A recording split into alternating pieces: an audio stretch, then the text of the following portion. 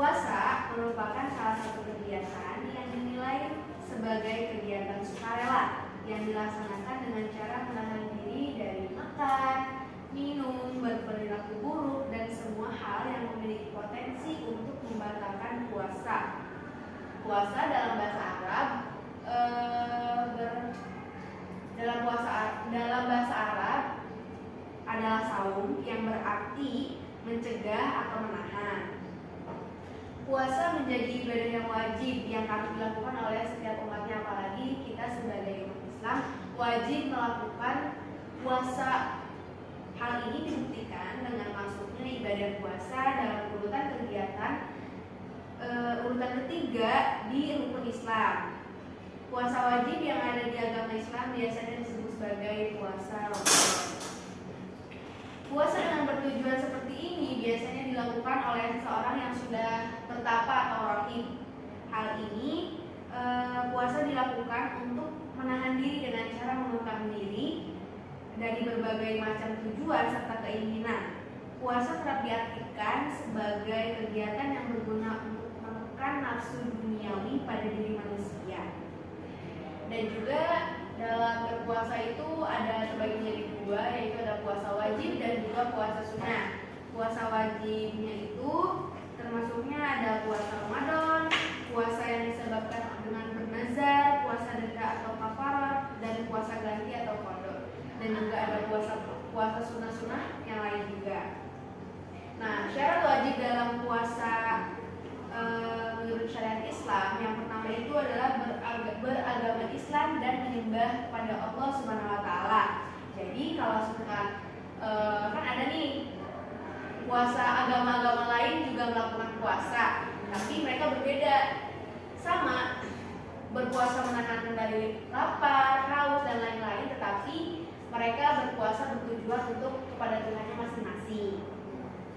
Yang kedua itu sudah balik dan sudah cukup umur. Yang ketiga kondisi akal sehat dan waras. Jadi kalau misalkan ada yang bertanya orang gila itu boleh atau enggak sih berpuasa? Itu jawabannya tidak, karena salah satu syarat wajib dari berpuasa itu adalah memiliki akal yang sehat. Yang keempat rohani dan jasmani yang sehat. Jadi kalau misalkan ada yang bertanya, kalau misalkan boleh nggak sih orang sakit puasa gitu kan? Jawabannya enggak ya teman-teman, soalnya harus puasa itu harus dalam keadaan siap rohani maupun jasmani. Bukan termasuk musafir yang sedang melakukan perjalanan jauh dan panjang. Yang keenam, dalam keadaan suci dan hadas besar, memiliki kemampuan untuk berkesanggupan untuk melaksanakan puasa. Poin berikutnya adalah syarat sah puasa wajib menurut syariat Islam. Yang pertama itu beragama Islam dan tidak murtad. Yang kedua dapat membedakan mana yang baik, mana yang buruk, atau disebut juga mumayyiz. Yang ketiga tidak dalam keadaan najis, yang suci dari nifas dan haid, ini khusus wanita.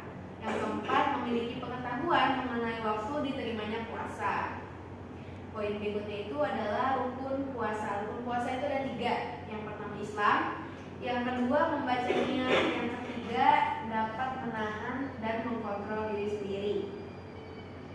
Dalam rukun puasa ini, yang poin pertama itu adalah Islam, yang setelah dijelaskan dari yang atas dari poin-poin sebelumnya bahwa beragama Islam itu wajib hukumnya bagi setiap umat muslim melakukan puasa wajib. Yang kedua itu membaca niat. Niat ini kayak salah satu pintu untuk membuka. Jadi kalau kita nggak niat ya kita nggak terima puasanya.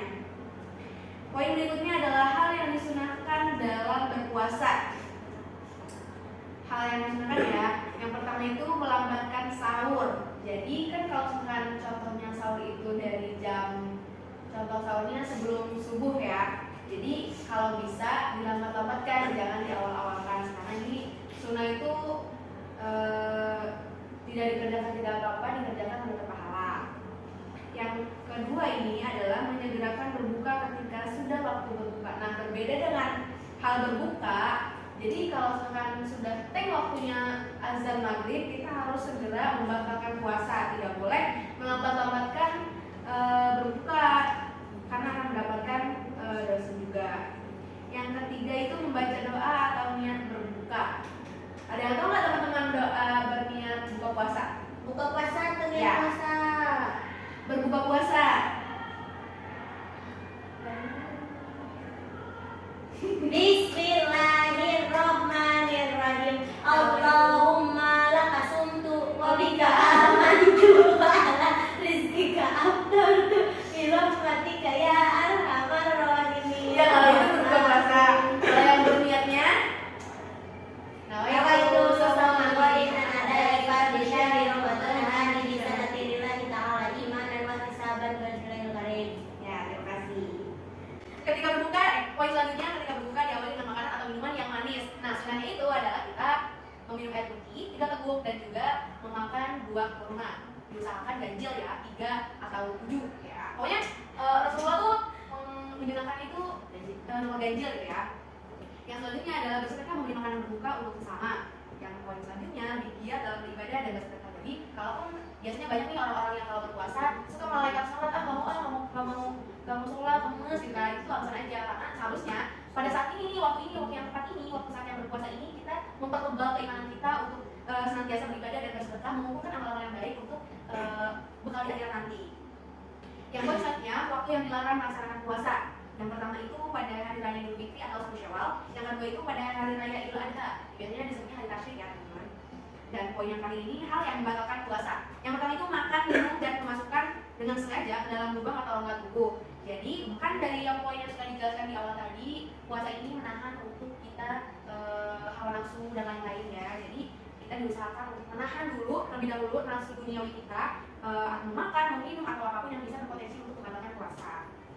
Yang kedua, melakukan kegiatan seksual ya. Jadi biasanya untuk para suami istri itu diharuskannya jangan dulu untuk berhubungan seksual di siang hari tentunya ya, pada saat kita melakukan ibadah puasa ini karena dapat membatalkan puasa. Yang ketiga, menyengajakan muntah. Yang keempat, menyengajakan mengeluarkan air mani.